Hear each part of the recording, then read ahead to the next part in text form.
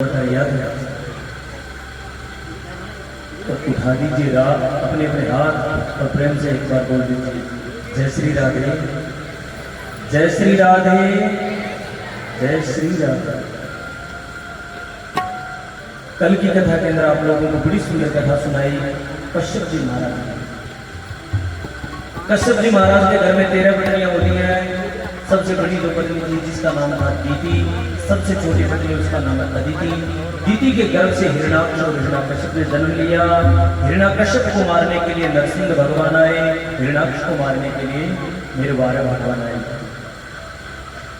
उसके बाद में आप लोगों को बड़ी सुंदर कथा सुनाई भगत प्रहलाद के जीवन की कथा। उसके बाद में आप लोगों को बड़ी सुंदर कथा सुनाई वामन भगवान के प्रागट्य की कथा। वामन भगवान प्रकट होकर के राजा बलि का अभिमान दूर करते हैं और राजा बलि कोई और नहीं भगत प्रहलाद का पोता है। उसके बाद में आप लोगों को बड़ी सुंदर कथा सुनाई अजामिल के जीवन की कथा, जिसमें बताया कि अनजाने में भी कोई पाप कर्म हो जाए तो उस पाप को मिटाने के लिए क्या करना चाहिए। गोविंद के नाम का सुमिरन, मेरे भगवान के नाम का सुमिरन। अनजाने में भी पाप हो जाए तो। उसके बाद में आप लोगों को बड़ी सुंदर आगे की कथा का रसपान करवाया, जिसमें गज की और ग्राह की यानी एक हाथी की और मगरमच्छ की कथा सुनाई। हाथी को मगरमच्छ पकड़ लेता है, उसका सिर धड़ से अलग कर देते हैं। मेरे नारायण ने उनकी रक्षा की है। यहाँ तक की कथा कल आप लोगों को रसपान करवा दी गई थी। और सुनिए आगे की कथा तो प्रेम से भी राधे कृष्णा, राधे कृष्णा, राधे कृष्णा। आइए आज आगे की कथा में प्रवेश करेंगे। तो मुनि सुखदेव जी महाराज कहते राजा परीक्षित, मैं कृष्ण जन्म की ओर लेकर के चलता हूं, पर उससे पहले आपको राम कथा सुनाऊंगा।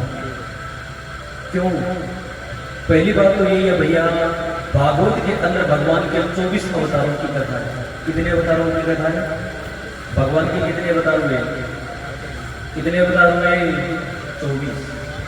और भगवान के 24 अवतारों की कथा है। कहने लगे कि मैं आपको राम कथा सुनाता हूं पहले संपिक्ष के अंदर थोड़ी देर, और कृष्ण जन्म की कथा बाद में सुनाऊंगा। क्यों? क्योंकि भैया राम कथा के अंदर हमें जीना सिखाया जाता है।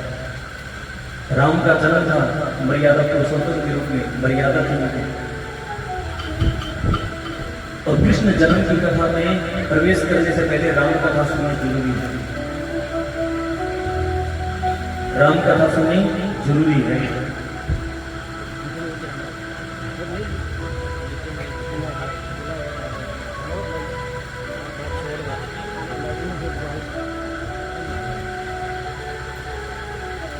राम कथा के अंदर राम कथा सुननी जरूरी है, क्योंकि भगवान कृष्ण ने अवतार लिया, जन्म लिया, और भगवान कृष्ण ने जन्म लेकर के सब मर्यादाओं का उल्लंघन कर दिया, सब मर्यादाओं को लांघ के।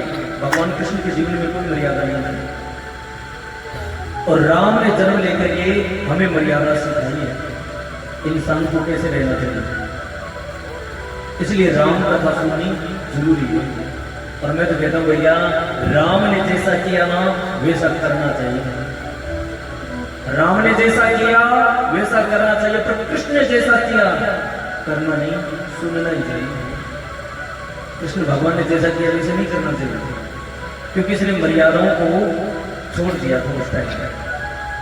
5 पांडवों के संग मिलकर के 2 अरब सेनाओं का नाश कर दिया। कितनी बड़ी बात की है। आज प्रवाह सत्य हो गया। और भगवान कृष्ण तो गोपियों को नचाने वाला था, और आज गोपियां नचाने वाले कहाँ हैं? ताता भैया करने वाले जेल है कि नहीं? सजनों, कृष्ण ने जैसा किया वैसा सुनना चाहिए। ये तो माखन की चोरी करता था। इसने तो सुदामा को 2 लोक दान में दे दिए। आप दे सकते हो क्या? कृष्ण ने जैसा किया करना नहीं, सुनना चाहिए। हाँ, राम ने जैसा किया वैसा करना चाहिए, क्योंकि वो मर्यादा पुरुषोत्तम है, उसने मर्यादा नहीं पाई। इसलिए आइए चलते हैं राम कथा के अंदर। तो सभी मेरे साथ मिलकर के राम कथा में प्रवेश करेंगे। आइए मीठी मीठी ताली बजा के चले राम कथा की ओर।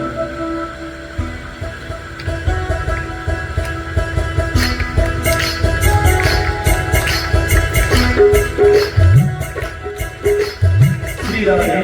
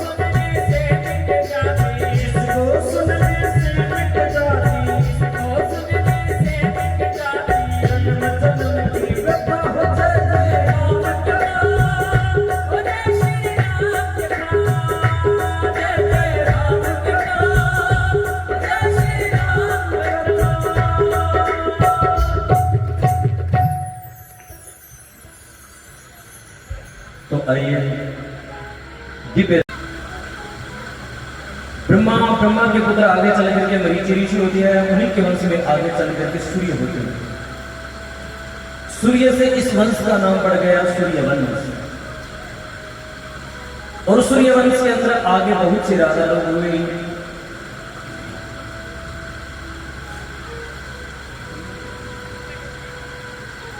सूर्यवंश के अंदर बहुत से आगे राजा लोग हुए। उन्हीं के वंश में आगे चल करके सजनों राजा अम्बरीश होते हैं। कौन होते हैं? सत्यवादी राजा अम्बरीश। आइए आपको वैसे तो रामकथा की कहानियां ही रामकथा में ये सुननी चाहिए, पर राजा अम्बरीश की कहानियां आप लोगों को थोड़ी बता देते हैं। ये 11 की कहानी है। एकादशी का जो व्रत करते हैं, 11 की जो व्रत करते हैं, 11 के दिन इस कथा को सुननी चाहिए। ये राजा अम्बरीश की कहानी है। आइए आपको राजा अंबरीश के जीवन की कथा सुनाते हैं। मुनि सुखदेव जी महाराज कहते हैं, राजा परीक्षित, सूर्यवंश के अंदर एक राजा अंबरीश हुए और राजा अंबरीश भगवान के परम भक्त हुए, बड़े अच्छे राजा थे। धीरे धीरे समय व्यतीत होने लगा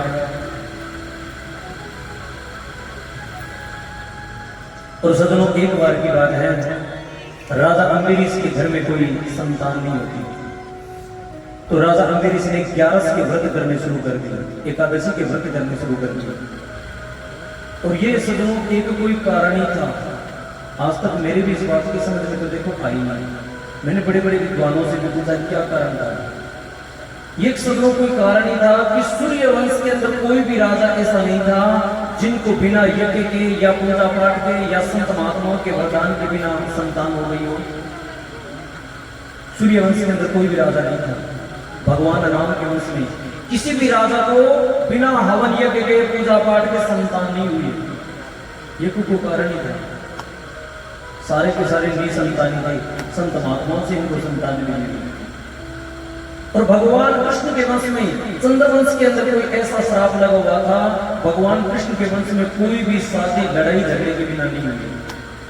भगवान कृष्ण के लगा लो, चाहे वासुदेव जी के लगा लो, किसी की भी शादी में सारे विवाहों के अंदर लड़ाई झगड़ा हुआ है। ये कोई कारण नहीं था।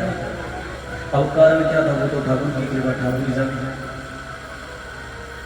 सदनों बताया जाता है कि राजा अंबरीश भगवान के परम भक्त थे। एकादशी का व्रत करते थे, 11 का व्रत। एक दिन की बात है, दुर्वासा ऋषि उनके द्वार पर आ गए और उस दिन थी 11 एकादशी थी। अब 11 के दिन दुर्वासा ऋषि आकर के कहने लगे, हे राजा अंबरीश भिक्षाम देहि, हे राजा अंबरीश मेरे को भिक्षा दे। अब राजा अंबरीश राजमहल के अंदर बैठे थे, राजमहल को छोड़ करके आए और आकर के दुर्वासा ऋषि को प्रणाम किया। महात्मा जी प्रणाम। ओहो आयुष्मान भव बेटा। महात्मा जी किस प्रकार, किस लिए आना हुआ? देखो राजा अंबरीश, मैं भोजन करने के लिए आया हूं, आपके द्वार पर भिक्षा लेने के लिए आया हूं, भोजन करवाइए। राजा अंबरीश कहने लगे, देखो महाराज आज 11 है, आज एकादशी है, आज मैं आपको भोजन नहीं करवाऊंगा। हाँ भोजन की सामग्री दे देता हूं महाराज, आप खुद बना करके भोजन कर लीजिए, मैं अपने हाथों से आज अन्नदान नहीं करूंगा। दुर्वासा ऋषि कहने लगे, देखो राजा अंबरीश कोई बात नहीं, पर क्या आप भोजन नहीं करोगे? बोले महाराज मैं 11 का व्रत करता हूँ। अच्छा हाँ, तो राजा अंबरीश मेरे साथ वचन लीजिए, मेरे साथ वादा कीजिए कि कल बारिश टूटेगी, बारिश आने से मैं आऊंगा और मेरे आने से पहले आप 11 का व्रत नहीं खोलोगे। बोले हाँ महाराज, ये वचन आपके साथ मैंने पक्का किया और वादा किया महाराज आपके साथ, आपके आने से पहले मैं 11 का व्रत नहीं खोलूंगा। चलो ठीक है। सजनों राजा अंबरीश चल पड़ते हैं अपने राजमहल की तरफ और दुर्वासा ऋषि भगवान की भक्ति करने के लिए चल पड़ते हैं। अब धीरे धीरे 11 की जो तिथि थी वो बीत गई, दूसरे दिन 12 तिथि आ गई। अब राजा ने सब भोजन बनवा लिया, पर राजा अंबरीश इंतजार करता, दुर्वासा ऋषि आए नहीं। अब धीरे धीरे धीरे धीरे 11 तिथि थी वो तो बीत गई, 12 भी बीतने लगे। अब दुर्वासा ऋषि आए नहीं तो राजा अंबरीश सोचने लगे कि 11 का व्रत अगर 12 में नहीं खोलेंगे तो 11 के व्रत का फल नहीं मिलेगा। और अभी तक तो दुर्वासा ऋषि आए नहीं।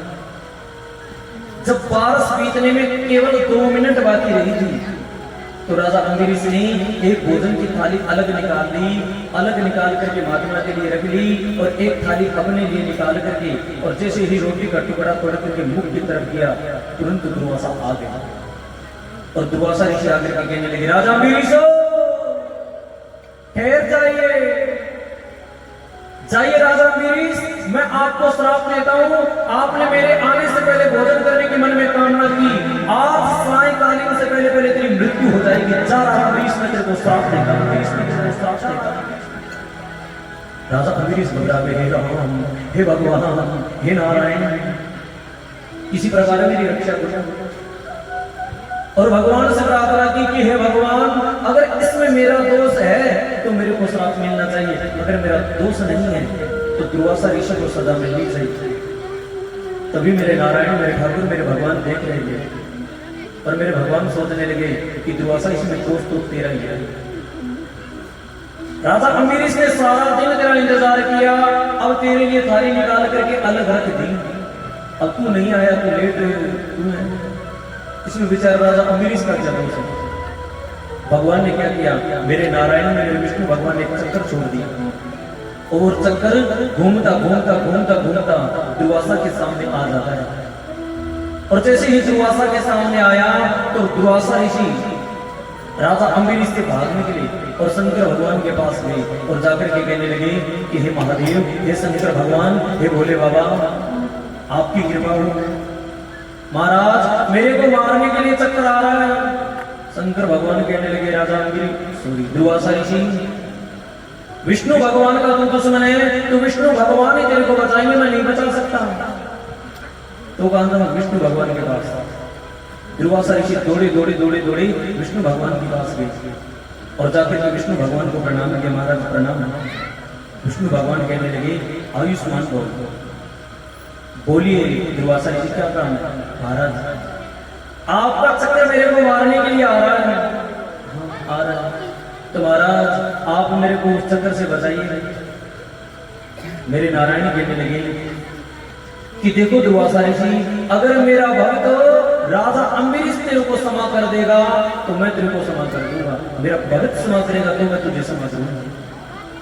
चलो कोई बात नहीं, हाथ जोड़ देते हैं और दौड़े दौड़े राजा अम्बरीश के पास दुर्वासा ऋषि आए और दुर्वासा ऋषि ने आकर के प्रणाम किया, महाराज प्रणाम। राजा कहने लगे, क्या कर रहे हो? दुर्वासा ऋषि, आपको प्रणाम करना चाहिए मेरे को और आप मेरे को प्रणाम कर रहे हो, उल्टा कर्म कर रहे हो। प्रणाम किया, महाराज कोई बात नहीं। देखो दुर्वासा ऋषि कहने लगे कि हे राजा अम्बरीश, आपको एक बात कहूं क्या, आपको मैंने श्राप दिया और वो गलत किया, महाराज आपके अपने श्राप को वापस ले लेता हूं। प्रेम से राधे कृष्णा, राधे कृष्णा। भैया आप लोगों से मेरी प्रार्थना है कि कृपया अपना कनेक्शन कथा से जोड़ करके रखिए। पिड्डी तो कोई चिड़िया की सलाह नहीं है, ठीक है? हर साथी में बैठो बैठो बैठो और धन बोलने बोलिए, आराम से बैठो, कोई सोच। और ज्यादा दिक्कत है तो कोई बात नहीं भैया, एक बार कथा बंद कर देते हैं घंटा, मैं तो आराम करने में कोई चक्कर नहीं, ठेला करो धर लो काम। कथा से समस्या क्या, समस्या कोई तो फिर कृपया शोर न मचाएं, अपना कनेक्शन कथा से जोड़ करके रखें, क्योंकि भैया मैंने पहले दिन ही कहा था मेरे को भीड़ से कोई जरूरत नहीं है। कहीं आप लोग सोचते हो कि भीड़ की जरूरत है ना, कथा सुनने वाले हो चाहे कोई, कथा सुनाने का आनंद तभी है भैया जब सामने श्रोता हो।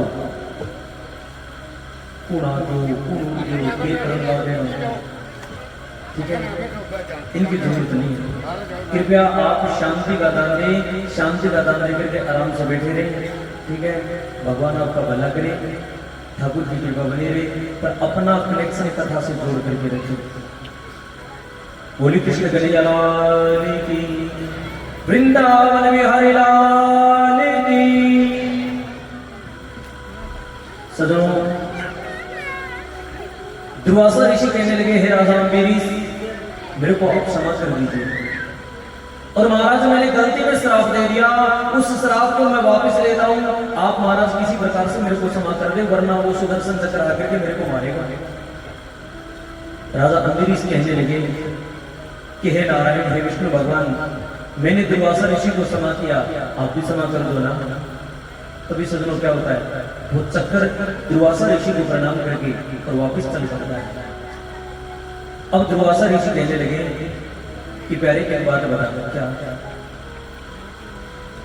तू एकादशी का व्रत क्यों करता है, 11 का व्रत किस लिए करता है? दुर्वासा ऋषि के कहने पर राजा अम्बरीश हाथ जोड़ करके कहने लगे, प्रभु मेरे घर में कोई संतान नहीं, उस समय संतान की प्राप्ति के लिए, संतान न होने के कारण मैं एकादशी 11 का व्रत करता हूँ। तुम्हारा मुझे संतान होने का मंत्र चाहिए। दुर्वासा ऋषि कहने लगे कि हे राजा अम्बरीश, आपने मेरे को क्षमा किया तो मैं आपको वरदान देता हूँ, एक जल लेकर के आइए। एक पात्र के अंदर, एक लोटे के अंदर जल लेकर के आइए। और दुर्वासा ऋषि उस जल को लेकर के अभिमंत्रित कर देते हैं, यानी मंत्रों के द्वारा उसको अभिमंत्रित कर देते हैं।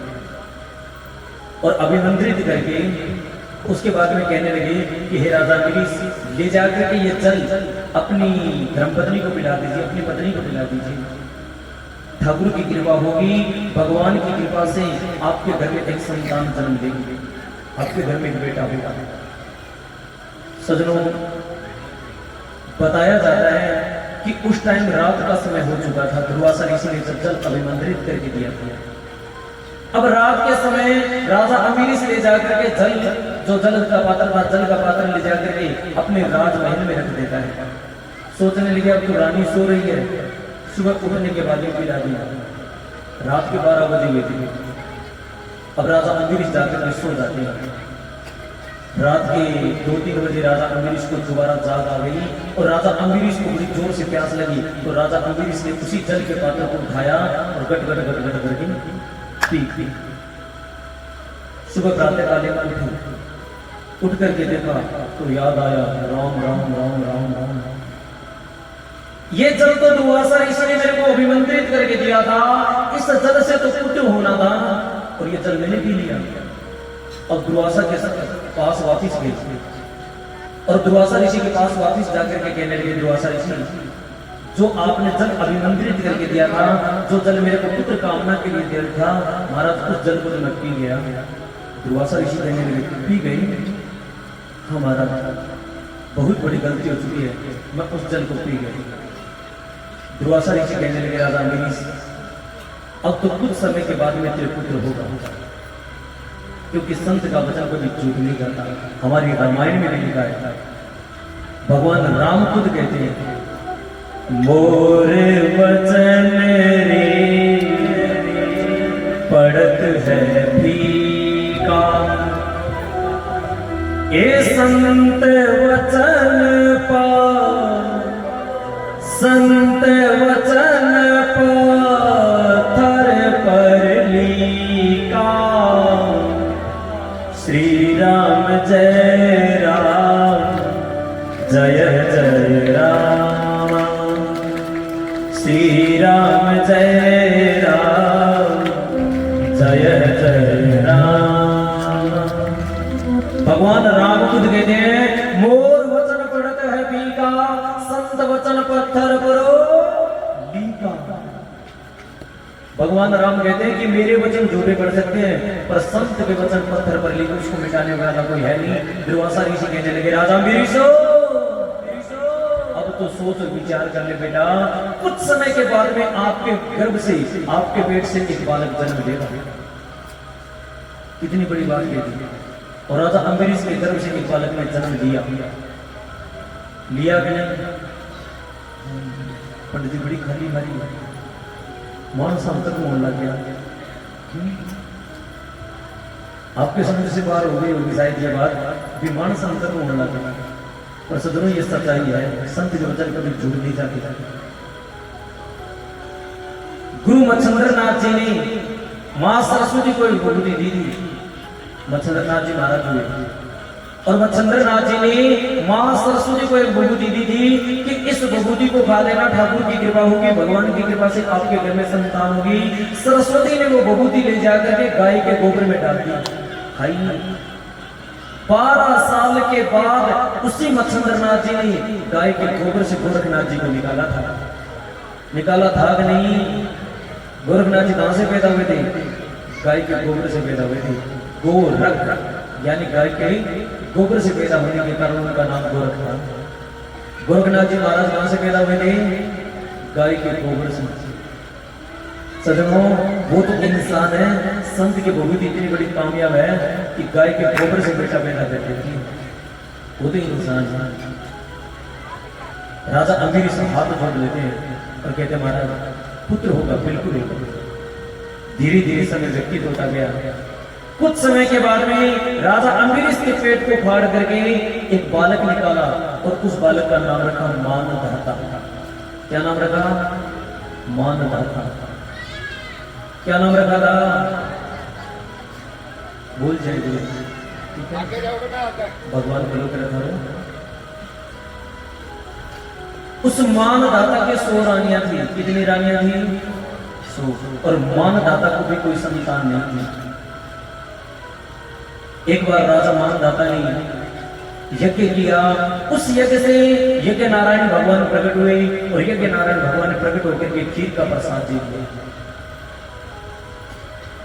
उस खीर के प्रसाद को लेकर के राजा मानधाता अपनी एक रानी को दे देता है। उस रानी ने जब खाया तो उसके गर्भ में एक बालक आ गया। अब अन्य 99 रानियां सोचने लगी कि अगर इसको बेटा हो गया तो राजा मानधाता तो इसके साथ में प्रेम करेगा, प्यार करेगा, हमें तो प्यार करेगा नहीं। अन्य 99 रानियों ने मिलकर के उस रानी को जहर दे दिया।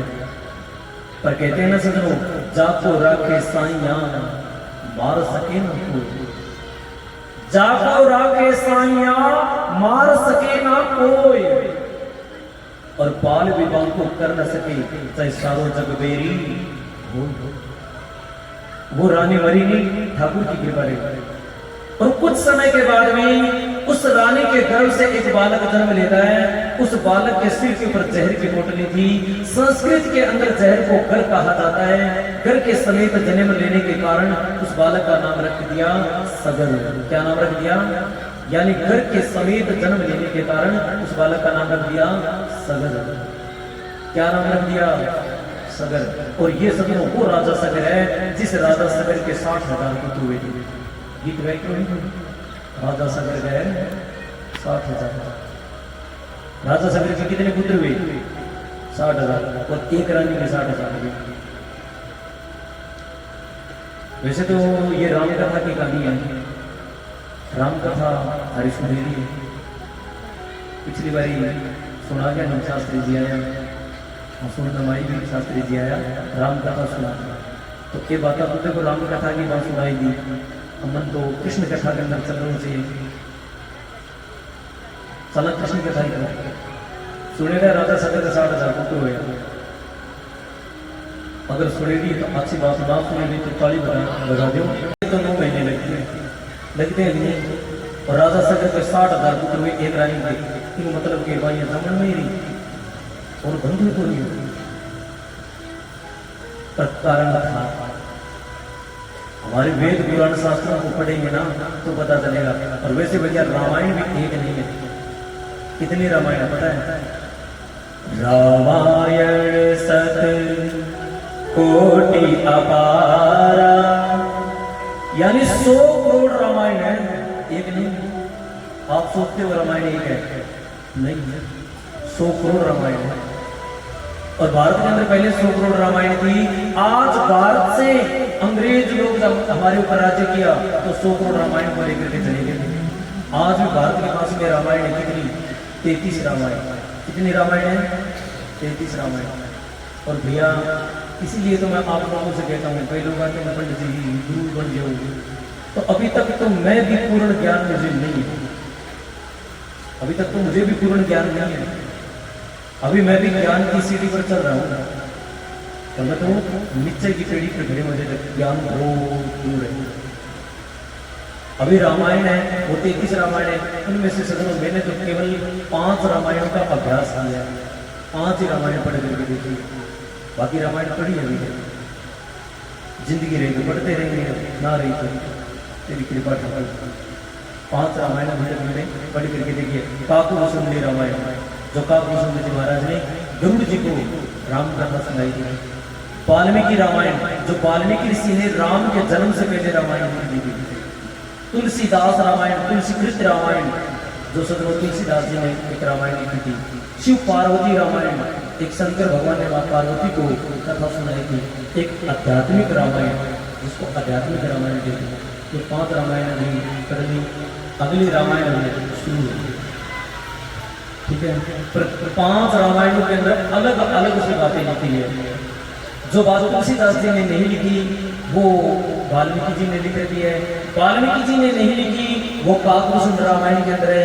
जो काकभूषण रामायण में नहीं लिखी, वो आध्यात्मिक रामायण में। आध्यात्मिक रामायण में जो बातें नहीं है, सिर्फ अपने आप पता चलेगा। आइए मैं आपको थोड़ी कथा सुना देता हूँ कि राजा सगर के 60,000 पुत्र कैसे हुए। बताया जाता है कि राजा सगर के घर में एक कोई संतान नहीं थी। राजा सगर के 2 रानियां हैं, एक का नाम है सुमति और दूसरी का नाम है केसरी। क्या नाम है? सुमति और केसरी। एक बार राजा सगर ने गुरु वशिष्ठ को बुला करके हवन यज्ञ करवाया और उस यज्ञ के अंदर गुरु वशिष्ठ जी महाराज ने श्रृंगी ऋषि को बुला करके यज्ञ करवाया। गुरु वशिष्ठ ने एक फल का प्रसाद लिया और अभिमंत्रित करके सुमति रानी को दे दिया। अब सुमति रानी उस फल को खा देती है। अब केसनी आई और आकर के श्रृंगी ऋषि के सामने बैठ करके रोने लग जाती है। केसनी कहने लगी कि महाराज श्री आप न्याय कीजिए, अन्याय मत कीजिए। गुरु वशिष्ठ ने एक फल का प्रसाद लिया और सुमति रानी को दे दिया। हम तो राजा के 2 रानी हैं और हमें समान भाव मिलना चाहिए था, और बिल्कुल सच्चाई भी है। एक बाप के 2 बेटे हैं तो जमीन दोनों को बराबर मिलनी चाहिए। है तो एक ही बाप के, तो बाप का जितना हिस्सा है दोनों बेटों को बराबर मिलना चाहिए या नहीं? मिलना चाहिए या नहीं?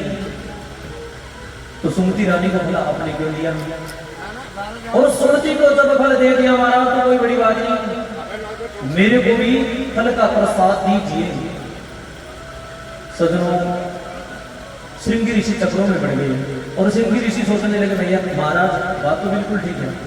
गुरु वशिष्ठ के पास आए और आकर के कहने लगे महाराज आपने न्याय नहीं अन्याय कर दिया, या तो 2 फल देने दे, और अगर आपने 2 फल नहीं दिए तो 1 फल देने के बाद में दूसरा फल दीजिए। गुरु वशिष्ठ कहने लगे महाराज मेरा जितना तप था वो तप का प्रभाव तो मैंने दे दिया, अब आप जानो आपका काम जानो। श्रृंगी ऋषि को गुस्सा आया।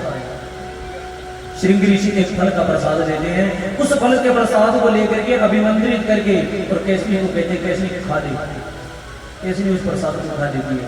खाने के बाद में श्रृंगी ऋषि कहते हैं जा केसरी मैं तेरे को वरदान देता हूँ, सुमति के तो 1 पुत्र होगा और तेरे 60,000 मैं तेरे को वरदान देता हूँ। एकदम गुरु वशिष्ठ कहने लगे श्रृंगी क्या कर दिया? महाराज जो मेरे मुख से निकल गया मेरे को पता नहीं। अब भगवान जाने, उसकी माया जाने, मैंने तो कह दिया जा तेरे 60,000 अब होंगे कैसे? बोले वो मेरे को पता। अब ये रानी जाने और वो ठाकुर जाने। सजनों, धीरे धीरे समय व्यतीत होता गया। कुछ समय के बाद में सुमति नाम की जो रानी थी उसको एक पुत्र जन्म लेता है और उस पुत्र का नाम रख देते हैं, उस पुत्र का नाम रख देते हैं दिलीप, राजा दिलीप को। और केसरी नाम की जो रानी थी उसका भी धीरे धीरे समय व्यतीत हुआ और कुछ समय के बाद में आकाश के अंदर बादल गरजने लग जाते हैं, बिजलियां कड़कने लग जाती है। और कभी क्या होता है सज्जनों, उस रानी के एक नारियल जैसा फल पैदा होता है, नारियल जैसा। तभी आकाशवाणी होती है और आकाशवाणी कहती है कि हे राजा सगरो, इसी नारियल जैसे फल को घी के पात्र में रखो। हे राजा सगर, इस नारियल जैसे फल को घी के पात्र में रखो। तो जो सुमति नाम की केसनी नाम की जो रानी थी, उस रानी के नारियल जैसा फल पैदा हुआ। उसी फल को लेकर के और एक घी का बहुत बड़ा कढ़ा मंगा करके उस कढ़ाई के अंदर उस फल को रख दिया। जैसे ही फल को रखा तो फल घी के अंदर डूब जाता है और घी के ऊपर एक सुंदर बालक आ जाता है। उसको निकाल करके अलग रखा, दूसरा आ गया, उसको निकाल करके अलग रखा, तीसरा आ गया, उसको निकाल करके रखा, चौथा आ गया, इसको निकाल करके रखा, 5वां आ गया। इसी प्रकार 60,000 हो गए। अब पता चला राजा सगर के 60,000 कैसे इतना दिन गीत तो गांधा राजा सगर 60,000 पर भी हो गया पुत्र, और पता हमें होना चाहिए, ठीक है ना। इसी प्रकार राजा सगर के घर में 60,000 पुत्र हुए। और एक बार राजा सगर ने बहुत बड़ा एक राजसूय यज्ञ किया। उस यज्ञ के अंदर अश्वमेघ यज्ञ नाम, अश्व माने घोड़ा, घोड़े को छोड़ दिया और वही घोड़ा सजनों, पृथ्वी की परिक्रमा करता है, धरती की परिक्रमा करता है। इंद्र ने मन में सोचा कि अगर ये घोड़ा सारी धरती की परिक्रमा कर देगा तो परिक्रमा करने के बाद में मेरा राज्य चला जाएगा। इंद्र ने वो घोड़ा पकड़ करके कपिल मुनि के आश्रम में बांध दिया। कपिल मुनि के आश्रम में बांधने के बाद राजा सगर बहुत लंबे समय तक ये करते रहे, घोड़ा वापिस नहीं आया। तो राजा सगर ने 60,000 पुत्रों को भेज दिया। 60,000 पुत्र जाकर के कपिल देव मुनि के आश्रम पर घोड़े को देखते हैं। कपिल मुनि थे वो भक्ति के अंदर लीन थे, उनको कोई पता नहीं घोड़ा कौन बांध करके गया है, घोड़ा बंद रखा है या नहीं। और राजा सगर के 60,000 पुत्रों ने जाकर के ना महाराज जी से नमो नारायण की, ना आदेश किया, ना राम राम की, और पत्थर उठाए और उनके ऊपर पत्थर मारने शुरू कर दिए। कपिल मुनि क्रोधित होकर के आंखें खोलते हैं और जैसे ही आंखें खोली तो उनकी आंखों से अग्नि निकलने लगी और उसी अग्नि से राजा सगर के 60,000 पुत्र जल करके वहीं पर गोविंदायो मर गए। और सजनों, मैंने भागवत के अंदर पहले भी बताया था, अग्नि के द्वारा जल करके मरने से मुक्ति नहीं होती। बताया था ना, 5 प्रकार की मृत्यु ऐसी होती है जिसमें मरने के बाद में उसकी मुक्ति होती नहीं, करवानी पड़ती है। राजा सगर के 60,000 पुत्र अग्नि के द्वारा जल करके मर गए तो 60 के 60,000 भूत प्रेत बन करके भटकने लगे। राजा सगर को जब इस बात का पता चला तो अपने पुत्र दिलीप को भेजते हैं। दिलीप जाकर के कपिल मुनि को प्रणाम करते, महाराज मेरे भाई आए थे भैया, उन्होंने मेरे ऊपर पत्थर बरसाए और पत्थर बरसाने से मैं क्रोधित होकर के आंखों से अग्नि निकाली, उसी से जल करके ये गिर पड़े हैं, उनकी हड्डियां ये है, देख ले। अच्छा महाराज, इनकी मुक्ति कैसे हुई मेरे को बता दें। बड़े बड़े विद्वानों को बुलाया तो बड़े बड़े विद्वान कहने लगे माँ गंगा ही आकर के इनकी मुक्ति करवा सकती है। तभी सजनों, राजा सगर ने बहुत लंबे समय तक भक्ति की, माँ गंगा को लाने के लिए। दिलीप ने बहुत समय तक भक्ति की माँ गंगा को लाने के लिए, और उन्हीं के पुत्र आगे चल करके अंशुमान हुए। राजा अंशुमान ने भी बहुत लंबे समय तक भक्ति की माँ गंगा को लाने के लिए, और उन्हीं के आगे वंश में चल करके राजा भागीरथ हुए। और उन्होंने जब भक्ति की तो विष्णु भगवान कहने लगे मैं आपको गंगा मैया देता हूँ। विष्णु के चरणों से गंगा चलती है। ब्रह्मा जी के पास आई, ब्रह्मा जी को प्रणाम किया, ब्रह्मा जी को प्रणाम करके और माँ गंगा शंकर भगवान की जटाओं में समा जाती है। क्योंकि भैया सीधे अगर नीचे गिरती तो धरती से पाताल लोक में चली जाती, इसलिए शंकर भगवान ने अपनी जटाओं के अंदर लंबी लंबी जटाओं को बिखेर करके अपनी जटाओं में समा लिया, और अपनी जटाओं के अंदर माँ गंगा को समा करके उसके बाद में कहने लगे राजा भागीरथ तुम चलो, और जहां से भी तुम निकलोगे वहां से ये माँ गंगा आपके पीछे पीछे आएगी। सदनों, राजा भागीरथ आगे आगे और माँ गंगा पीछे पीछे राजा सगर के 60,000 पुत्रों का उद्धार किया। कभी पर्वतों के ऊपर चढ़ती है, कभी नीचे गिरती है, कभी ऊपर चढ़ती है, कभी नीचे गिरती है। और कपिल मुनि के आश्रम पर आकर के माँ गंगा ने राजा सगर के 60,000 पुत्रों का उद्धार किया था। ये है माँ गंगा की। बोली गंगा मैया की ना मानो तो बहता पानी, जो स्वर्ग निधि धरती को